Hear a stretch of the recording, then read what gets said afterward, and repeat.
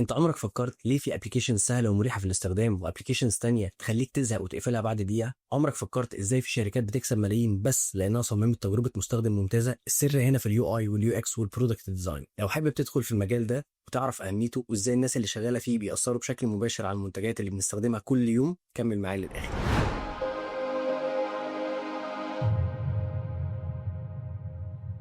خلينا نعرف الاول كده ايه الفرق ما بين اليو اي واليو اكس والبرودكت ديزاين، وازاي تقدر تبدا رحلتك في المجال ده بشكل مظبوط. في الاول كده، ايه هو اليو اي؟ اليو اي هو اختصار لكلمه يوزر انترفيس، يعني واجهه المستخدم. ببساطه كده هو كل حاجه المستخدم بيشوفها ويتفاعل معاها في التطبيق او الموقع او ايا كان المنتج اللي انت بتصممه. ايه كمان؟ تصميم الازرار، الالوان، الخطوط، الصور، الايقونات، الانيميشنز اللي بيتفاعل معاها المستخدم. هدف الشخص ده الاساسي هو انه يعمل تصميم يكون جذاب وسهل ومريح للعين، وحاجات تانية كده هنعرفها مع بعض قدام. مثلا لو فتحت تطبيق بيوصل طلبات الاكل وشفت الواجهه بتاعته المنظمه اللي فيها صور الاكل والزرار اللي بتختار منها الاصناف والخط اللي مكتوب بيه الاسعار، كل ده عباره عن يو اي. طب ايه هو اليو اكس؟ اليو اكس هو اختصار لكلمه يوزر اكسبيرينس، اللي هي تجربه المستخدم. تجربه المستخدم دي هي اللي بتركز اكتر على احساسك وانت بتستخدم المنتج، هل هو سهل، سريع، ممتع، ولا معقد ويخليك تقفله.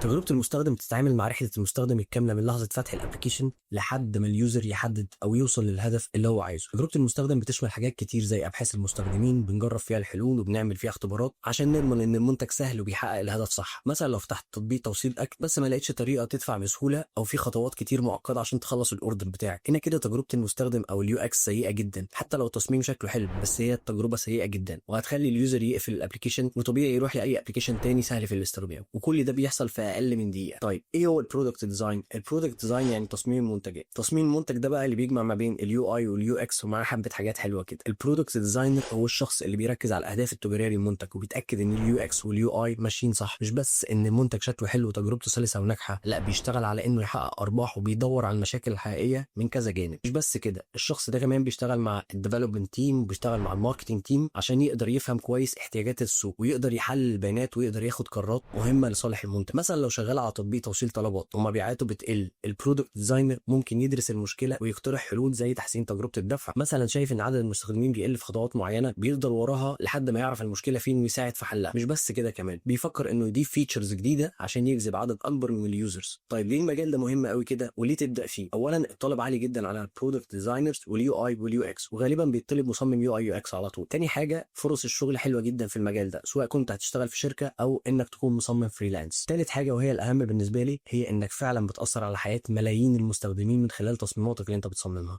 وبتساعد المنتج انه فعلا يكون ناجح. فكر فيها كده عشان في ناس كتير قوي بتشتغل وخلاص. عمرك تخيلت ان المنتج اللي بتعمله ده بيستخدمه ملايين؟ بلاش ملايين، خلينا نقول 20,000 مستخدم، 50,000 مستخدم، او 100,000 مستخدم. المهم ان في اعداد بتستخدم البرودكت اللي انت بتصممه. طب الناس دي وهي بتستخدم البرودكت ده وماشيه في فلو معين بتوصل لحد فين وبتحقق اهدافها ولا لا؟ ولا عملت التصميم وخلصت وخلاص وبتجري وماليش فيه؟ المجال ده فعلا ممتع جدا لانه بيجمع ما بين الابداع وحل المشكلات والتكنولوجي، وحل المشكلات دي مهاره فعلا ممتعه جدا. طيب انا لو عايز ابدا اتعلم دلوقتي اعمل ايه؟ اول حاجه ابدا بالاساسيات. تابعني هنا على الشانل وهنحكي عن كل حاجه ليها علاقه بالمجال. وحقيقي الانترنت عليه كميه كورسز مش طبيعيه، فيها كورسات المجانيه وفيها كورسات المدفوعه، ما تتلككش انت بس ودور كويس. تاني حاجه هتحتاج تطبق كل اللي بتتعلمه عملي. ما تقلقش، انت لازم تغلط وتطلع حاجات شكلها وحش وصعبه ومعقده، بس هنعرف مع بعض قدام ازاي بنتاكد اننا بنحل المشاكل صح ونطلع افضل تصميم بيحل مشاكل اليوزرز. تالت حاجه انت محتاج تعمل بورتفوليو محترم وقوي، عشان اللي هيشغلك مش هيشغلك عشان سواد عيونك، لا هيشغلك عشان هيشوف انت بتعرف تعمل ايه، وده طبعا من خلال البورتفوليو بتاعك. اخر حاجه انت محتاج تتابع مصممين بروفيشنال، شوف الناس دي بتعمل ايه، اتفرج على شغلهم، ادخل الكوميونتي بتاعتهم وشوف الناس دي بتقول ايه وبتنصح بايه، شوف تجاربهم واسلوبهم في الشغل. اخر حاجه المجال ده مش بس مستقبل،